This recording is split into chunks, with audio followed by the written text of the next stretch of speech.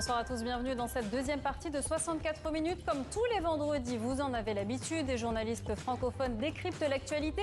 Une actualité marquée par la guerre au Moyen-Orient. Cela fait 3 semaines que Donald Trump, aux côtés d'Israël, a lancé son attaque contre l'Iran. Depuis, le président américain multiplie les déclarations contradictoires et peine à justifier cette guerre qui fracture dans son propre camp. Certains de ses plus proches alliés s'opposent désormais ouvertement à ce conflit. Donald Trump, la fabrique du mensonge. Pour en parler, Adeline Percep, bonsoir. Bonsoir. Vous êtes correspondante de la RTBF à Paris, merci d'être avec nous. À côté de vous, Frédéric Arnould, bonsoir. Vous êtes journaliste à Radio-Canada. Et André Crétenant, journaliste suisse, auteur du blog Un Monde Renouveau. Également avec nous depuis Washington, Romuald Sciorra, politologue spécialiste des États-Unis. Vous dirigez l'Observatoire politique et stratégique des États-Unis de l'IRIS. Bonsoir, merci à tous d'être avec nous. Alors, Bonsoir. Donald Trump a justifié les frappes des États-Unis et d'Israël par des menaces imminentes de Téhéran. Écoutez ce que dit Robert Malley, diplomate américain. Il était le principal négociateur de l'accord nucléaire iranien en 2015. Il était notre invité sur ce plateau en début de semaine.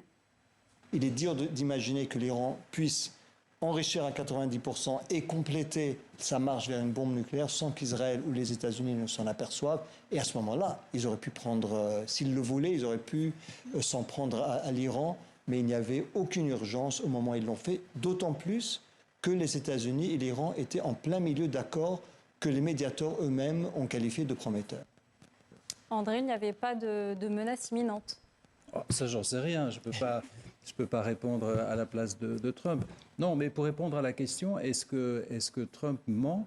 Moi, je ne crois pas. Je ne crois pas qu'il mente. C'est-à-dire qu'on a énormément de peine à essayer de le comprendre avec notre propre logique. Ça fait maintenant quand même plusieurs années qu'il est sur une autre planète, qu'il ne réfléchit pas comme nous. Et on continue à essayer de le comprendre de la même manière. Et je pense que c'est une erreur. Si vous prenez par exemple la guerre en Irak 2003, là vous avez un vrai mensonge, qui est un mensonge délibéré. Et puis il y a le mensonge par omission, qu'on pratique tous plus ou moins.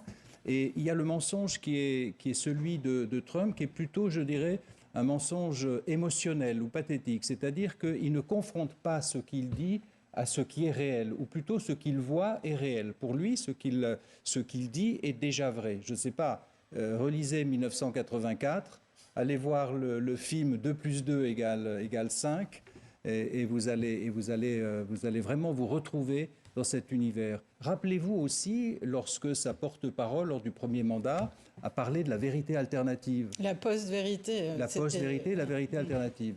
Pour moi, c'est une des inventions les plus extraordinaires du XXIe siècle, la vérité alternative.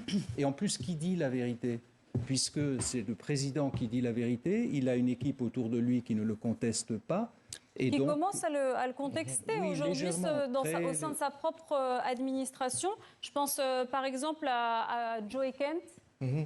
C'est ça, lui c'est quand même un chef de l'antiterrorisme américain qui était quand même assez au fait justement, à M. Kent qu'on voit ici, qui était quand même assez au fait justement de ce dossier-là et qui dans le fond a décidé de partir parce qu'il ne pouvait plus supporter ce qu'on rappelle quand même qui reste des mensonges à mon avis. Un mensonge c'est un mensonge, peu importe la qualité qu'on peut lui donner, mais il n'y avait absolument pas de menace imminente, que ce soit nucléaire ou autre, ou même d'une attaque proche. Je veux dire, même Tulsi Gabbard, qui est quand même la responsable du renseignement national, a contredit aussi Donald Trump cette semaine en commission. Donc, à un moment donné, on peut dire, ah oui, il est peut-être mal informé. Il reste que les faits sont là. Les gens qui étaient sur le terrain disent non, il n'y avait absolument pas de menace imminente. Et évidemment, ça ouvre la porte à, mais alors, qui a pris la décision? Est-ce que c'est Israël et Benjamin Netanyahou qui a poussé Trump pour dire, oh, ça sent bien, il faut y aller? Monsieur Netanyahou, ça fait quoi? Ça fait 15-20 ans qu'il nous dit qu'à chaque fois, on est à quelques semaines du développement d'une arme nucléaire en Iran, et à chaque fois, et fort heureusement, ça ne se matérialise pas. Mais il reste que ça commence un peu, je pense qu'il y a une certaine lassitude par rapport à la façon dont Donald Trump traite un peu tous les gros dossiers qui émergent d'un peu partout. Et il en provoque aussi des dossiers qui prennent vraiment des tangentes assez graves. Adeline ? Oui, il y a une lassitude, et notamment une lassitude des Européens, puisqu'on a fait la comparaison avec 2003, où il y avait un vrai mensonge, mais au moins Colin Powell était allé devant l'Assemblée des Nations Unies pour essayer de justifier quand même avec quelques pièces ce mensonge.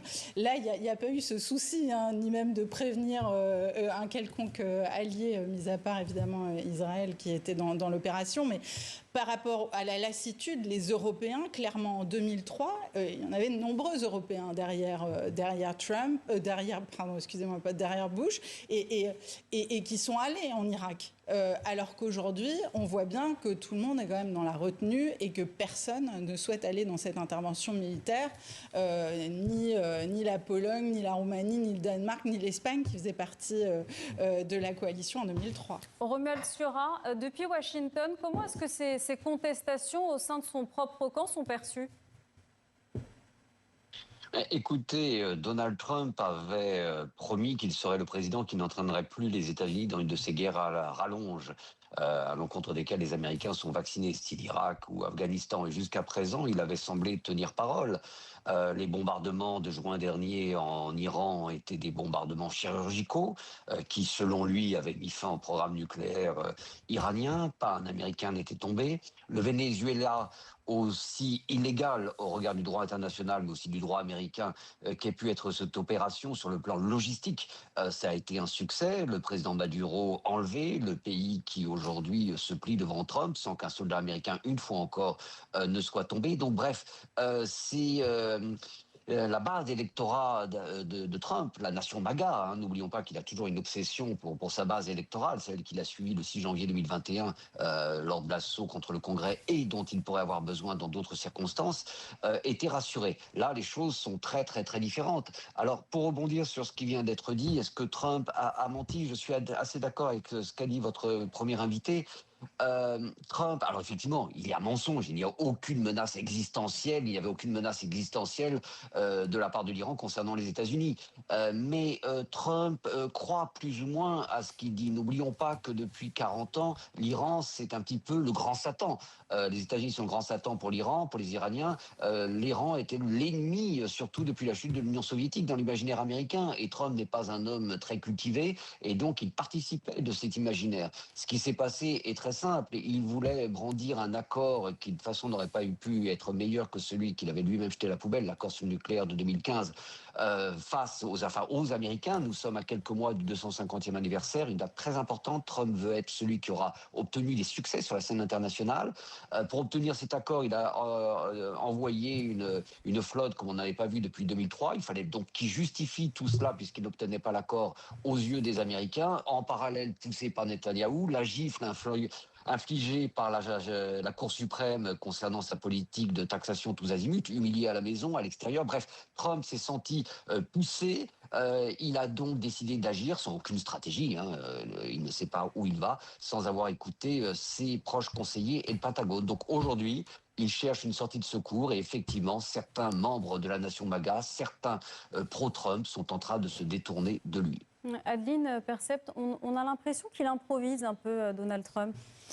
Oui, et en même temps, moi j'ai l'impression aussi qu'on en a marre de se mettre à sa place, parce qu'en réalité, là, ce qu'il est en train de faire, c'est qu'effectivement, il est face à de nombreux échecs. Il est en train de faire une espèce de chantage à la survie de l'OTAN. Ça, c'est la dernière ligne d'attaque, si je puis dire, en disant, voilà, si vous venez pas, vous êtes tous des lâches. Et quand on voit quand même qu'aujourd'hui dans le monde, il y a 120 conflits armés, si je ne m'abuse, c'est 4 fois plus qu'il y a 30 ans. Donc ça veut dire qu'on a 4 fois plus besoin de l'OTAN qu'il y a 30 ans. Et qu'en réalité, toutes ces démarches-là, et notamment les attaques répétées de Trump, sont en train de fragiliser l'OTAN comme jamais. Donc plus on en a besoin finalement, plus lui, il contribue à fragiliser l'OTAN. Donc moi, j'ai envie de vous dire, j'en ai un peu marre de se mettre à sa place et dans sa tête, parce que finalement, c'est un détail dans ce que vit le monde actuellement. Frédéric Arnould, cette administration Trump qui envoie des messages contradictoires, ça ajoute encore plus une impression de confusion, sachant que ces buts de guerre n'ont jamais été très précis. Mais c'est ça, en fait, le problème, c'est que quand il répond à des questions, il adore répondre aux questions, en fait. Il dit toujours, je suis le président qui parle le plus aux médias. Sauf qu'à la fin d'un point de presse, on dit, mais qu'est-ce qu'il a voulu dire? Dans le fond, il dit tout et son contraire dans à peu près 2 minutes, parfois même dans la même réponse. Et on voit que c'est comme s'il y a le petit hamster dans sa roulette qui dit, OK, qu'est-ce que je vais pouvoir dire? Il dit quelque chose, mais ça ne fait aucun sens. Ou alors il continue d'invectiver les journalistes. Je ne vous parle plus, vous devriez être accusé de trahison, des choses comme ça. Et c'est vrai que le problème, c'est que il y a une fatigue, il y a une lassitude, et surtout à force de s'aborder en fait la confiance des pays qui ont toujours été les alliés naturels des États-Unis. Je veux dire, le Canada, c'est un exemple assez évident là-dessus. C'est qu'à un moment donné, ils s'étonnent que tiens, on prend plus son appel pour aller essayer de sécuriser le détroit d'Ormuz, alors qu'ils supplient. Vous êtes vraiment des lâches, les membres de l'OTAN. Moi, je vous ai toujours aidé, etc., etc. Donc, à un moment donné, il y a une fatigue, il y a une lassitude, et je pense qu'il y a, à mon avis, des impacts qui sont irréversibles ou qui vont prendre des années à reconstruire. Et les gens vont probablement entendre que Trump s'en aille parce qu'il n'est pas immortel, c'est un dernier mandat. C'est juste que la marque de commerce états-unienne est profondément endommagée aujourd'hui à cause de ça, à cause de cet attentisme, à cause de cette improvisation et des décisions à l'emporte-pièce. Et on se demande, mais qui prend ces décisions en fait? Est-ce que c'est lui sous le coup d'une émotion, ou ce sont ceux qui sont autour de lui, qui ne contredisent jamais mais qui lui disent décide ça, et lui donne l'impression que c'est lui qui prend la décision? Mais est-ce que c'est vraiment le cas en fait? Romuald Siora, on a l'impression que Donald Trump est un peu pris de court par cette escalade de la guerre contre l'Iran. Oui, effectivement, ce que je vous disais, il s'est précipité dans cette guerre sans vraiment écouter les conseils de ses conseillers du Pentagone. Il faut garder à l'esprit une chose importante. Trump de haut n'a rien à voir avec le premier Trump. Ce n'est plus un homme isolé. Ce coup-ci, il a été élu avec l'aide de l'extrême droite américaine, qui est parvenue au pouvoir avec lui et dont les principaux représentants sont des intellectuels de haut niveau, J.D. Vance ou Suzy Wittz, la secrétaire générale de la Maison-Blanche. Et ces personnes ne partagent pas ses vues concernant l'Iran. Elles ont toutes, Trump, aussi un objectif très clair pour l'international, mettre à bas le système multilatéral instauré en 1945, mais l'Iran, c'est vraiment le bébé de Trump. Et effectivement, il est donc parti, il s'est jeté lui-même dans ce piège dont je parlais tout à l'heure, et il n'y a pas de stratégie. Il y a encore une dizaine de jours, enfin une semaine, il nous disait, s'il recommence, donc les mots-là, je ferai pire, donc il semblait qu'il entérinait le fait que le régime ne devait pas tomber. Il y a quelques jours, il voulait à nouveau un changement de régime. Le problème, c'est qu'aujourd'hui, il y a 3 scénarios, hein. Il n'y en a pas d'autres. Premier scénario, on continue à bombarder pendant encore plusieurs semaines, ça va coûter une fortune. Le gouvernement est en train de demander 200 milliards supplémentaires au Congrès pour cette guerre. 200 milliards, hein, on en est là quand même. Il va sans doute les obtenir, du moins une bonne partie.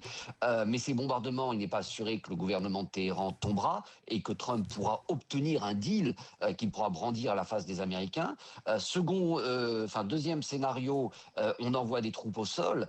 Ça serait catastrophique. Il y a déjà eu des morts américaines. Pour Trump, de soldats américains, pour Trump, c'est une catastrophe à quelques mois des élections de mi-mandat. S'il envoie des troupes au sol, ça va être une bérésina. Bien sûr, à terme, les États-Unis peuvent envahir, comme ils ont envahi l'Iran, l'Afghanistan. On voit le résultat aujourd'hui. Ils peuvent envahir l'Iran. Mais le nombre de morts serait catastrophique pour Trump. Troisième solution, et je pense qu'il y a des chances qu'on arrive à celle-ci, c'est-à-dire un scénario à la vénézuélienne, où Trump va essayer de s'en sortir par une pirouette en prétextant qu'il a obtenu en Iran ce qu'il a obtenu au Venezuela, en disant bah voilà, maintenant j'ai obtenu, après quelques concessions des Iraniens évidemment, j'ai obtenu le deal du siècle, l'Iran me mange dans la main, cette guerre est terminée, on peut passer à autre chose, et hop, probablement ce sera Cuba qui est une cible plus facile, puisque je le répète, il faut qu'il arrive au 250e anniversaire en se présentant comme un victor. Et un dernier mot, si je puis dire, l'objectif de Trump et de Vance était de contester les élections de mi-mandat qui auront lieu en novembre, qui de toute façon s'annoncent perdues pour les Républicains.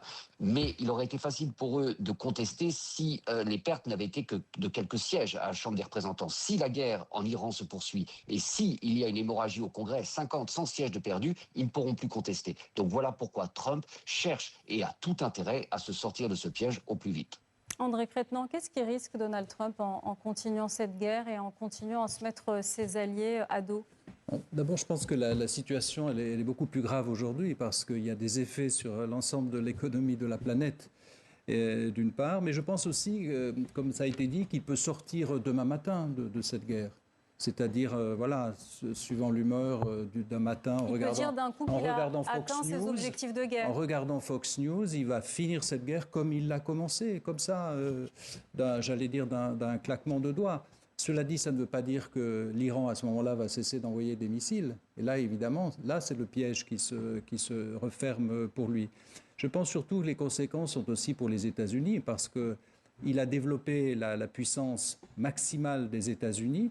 Et ça finit comment? Ça finit par un aveu d'échec, un aveu d'impuissance. Il est obligé de demander l'aide des alliés, enfin des soi-disant alliés, pour essayer de sécuriser le détroit d'Ormuz. Il dit qu'il n'y avait pas pensé, qu'on ne lui avait pas dit. Ensuite, il dit oui, on me l'avait dit, mais etc.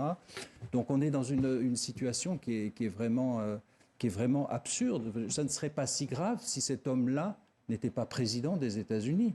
Mais il est président des États-Unis et on se bat avec ça. Et vous voyez la difficulté des chefs d'État de comment aborder ce personnage. On ne peut pas lui dire non, absolument, parce que si on lui dit non de manière absolue, il pète les plombs, il insulte, il devient complètement fou, ou un peu plus fou. Et donc on est obligé de dire oui, mais vous avez vu la réponse de la France et d'autres États en ce qui concerne le détroit d'Ormuz, de dire on va y aller à un moment donné, lorsque les armes auront cessé, peut-être qu'à ce moment-là on ira. Mais on ne peut pas aborder ce personnage comme un personnage normal. Ça, pour moi, c'est le plus important. On fait d'énormes efforts pour essayer de comprendre la stratégie. Il n'y a pas de stratégie. Je ne dis pas que l'équipe qui l'entoure n'a pas de stratégie. Elle a une stratégie, on le verra d'ici peut-être 2 ans ou 3 ans, mais pour l'instant, il n'y a pas de stratégie. Adeline, qu'est-ce qu'ils peuvent faire les Alliés, justement ? Bien, les Alliés, ils peuvent pas faire grand-chose si j'en crois ce que la déclaration conjointe d'hier. C'est-à-dire qu'ils attendent que la guerre ait cessé pour sécuriser ce détroit.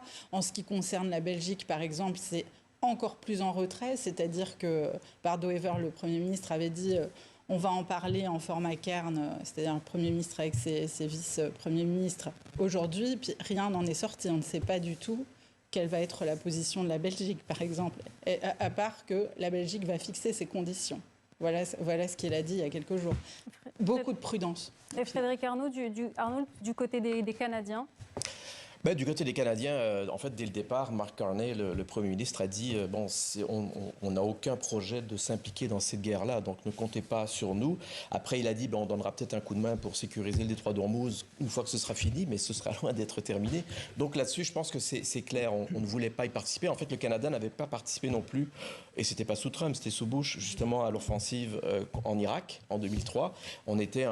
Puis on était le voisin direct, donc on pouvait s'attirer les foudres, mais à l'époque, ce n'était pas Trump, c'était Bush. Donc il y avait, écoutez, on vous comprend, mais si ça avait été Trump, là, ça aurait été absolument catastrophique, parce que c'est comme ça qu'il voit les choses, c'est toujours transactionnel. Bon, je vous aide, vous venez avec moi, vous n'êtes plus mes amis, là. C'est un peu comme ça que ça fonctionne.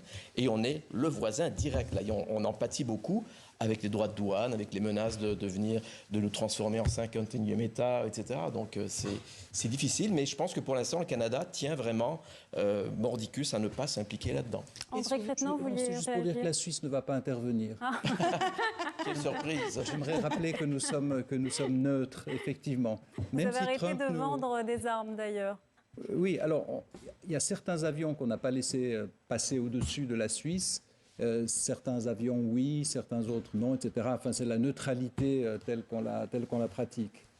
Adeline ? Oui, non, je voulais juste ajouter que si on compare avec 2003, souvenez-vous, la voix de la France avait eu une force immense avec De Villepin, le fameux discours devant l'Assemblée générale de l'ONU. Aujourd'hui, on n'en est plus là du tout. Aujourd'hui, celui qui a joué le rôle de dire non à la guerre, c'est Pedro Sánchez en Espagne, mais il n'a absolument pas le même rôle diplomatique sur la scène internationale. Il n'y a aucune voix qui peut peser aujourd'hui ? Il y aurait une voix européenne qui pourrait peser, mais vous connaissez l'état de la diplomatie européenne. Point. Voilà. Je reviens vers vous, Romuald Siora. Dans tout ça, on n'entend pas beaucoup de J.D. Vance, le vice-président. Non, parce que J.D. Vance est opposé à cette guerre.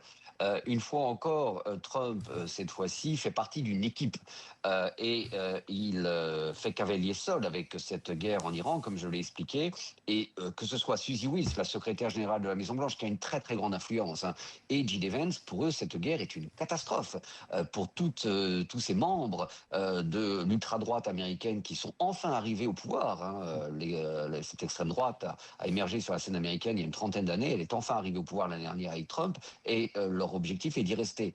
Comme je le disais, ils ont pour l'international un projet qui est très clair, mettre fin à l'ordre multilatéral post-45, mais sans choc comme potentiellement celui auquel nous pourrions assister si cette guerre continue à faire ses ravages économiques et autres sur la planète.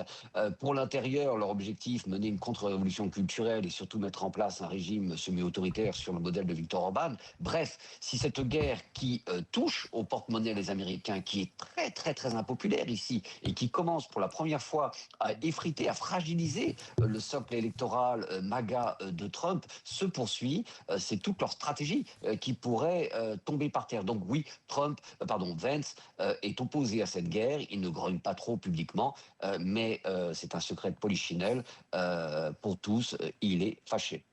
Lui qui avait fait sa campagne en parlant de lutte contre l'inflation, cette guerre qui a des conséquences économiques directes sur le porte-monnaie des Américains avec l'augmentation du prix de l'essence, ça c'est quelque chose qui pourrait le faire reculer ? C'est parce qu'il a beau regarder les sondages tous les jours, je ne pense pas qu'il doit être très satisfait de ça et de voir en plus qu'une partie de sa base commence à dire là tu t'es fait élire sur la plateforme de l'essence coûtera moins cher, il y aura plus d'inflation.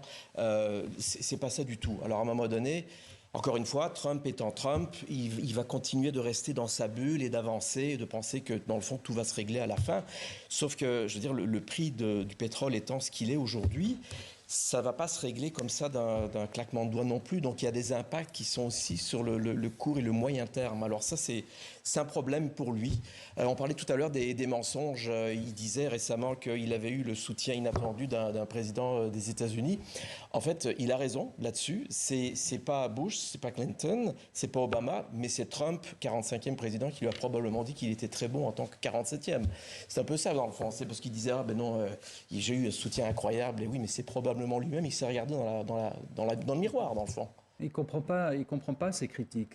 Non. Et soit il conteste les chiffres, soit il dit on a mal expliqué, il met la faute sur ses porte-paroles. Il a dit aussi que en fait, Dieu, lui, voyait tout le bien qu'il a fait. Donc voilà, voilà l'œil critique pour lui.